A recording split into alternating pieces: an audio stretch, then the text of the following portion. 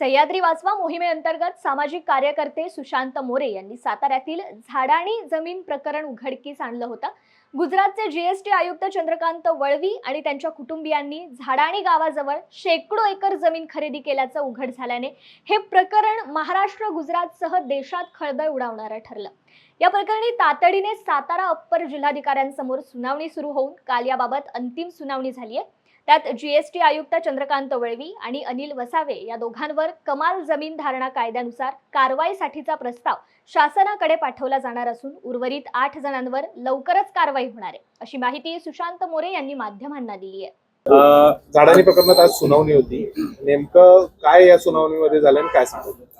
आज शेवटची संधी दिली होती माननीय अप्पर जिल्हाधिकारी यांनी। या बाबतीत चंद्रकांत वळवी, अनिल वसावे आणि पियुष बोंगिरवार या तिघांनी आज आपलं लेखी म्हणणं आणि जी कागदपत्र मागच्या तारखेला दिली होती ती या तारखेला अपूर्ण कागद दिली आणि या कागदपत्रामध्ये त्यांची नाशिक, नंदुरबार, सातारा या आणि इतर जिल्ह्यामध्ये जमीन असल्यामुळे सदरचं प्रकरण महाराष्ट्र जमीन कमाल धारणा कायदा 1961 कलम 14 नुसार माननीय अप्पर मुख्य सचिव महसूल यांच्याकडे वर्ग करण्यात येणार आहे, असं माननीय अप्पर जिल्हाधिकाऱ्यांनी आज सांगितलं।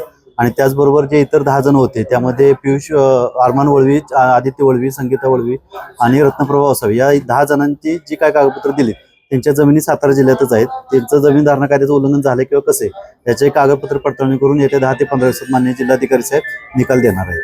त्या तिघांची कुणाची वरच्या आयुक्तांकडे हे होणार आहे? माननीय अप्पर मुख्य सचिव महसूल विभाग यांच्याकडे सुनावणी होणार अशी ही जे प्रकरण आहे ते त्या ठिकाणी गेल्यानंतर ठरवणार की सातारा जिल्हाधिकारी किंवा नंदुरबार जिल्हाधिकारी किंवा नाशिक जिल्हाधिकारी यांना कुणाकडे सदरची चौकशी करावी असे निर्णय देणार अप्पर मुख्य सचिव आणि त्यानुसार त्या जिल्हाधिकाऱ्यांकडे सुनावणी होणार। म्हणजे 13 जणांपैकी तिघांची होणार। तिघ चंद्रकांत वळवी, अनिल वसावे आणि पियुष बोंगिरवार। ह्यामध्ये नेमकं प्रकरण काय आहे हे थोडक्यात सांगा।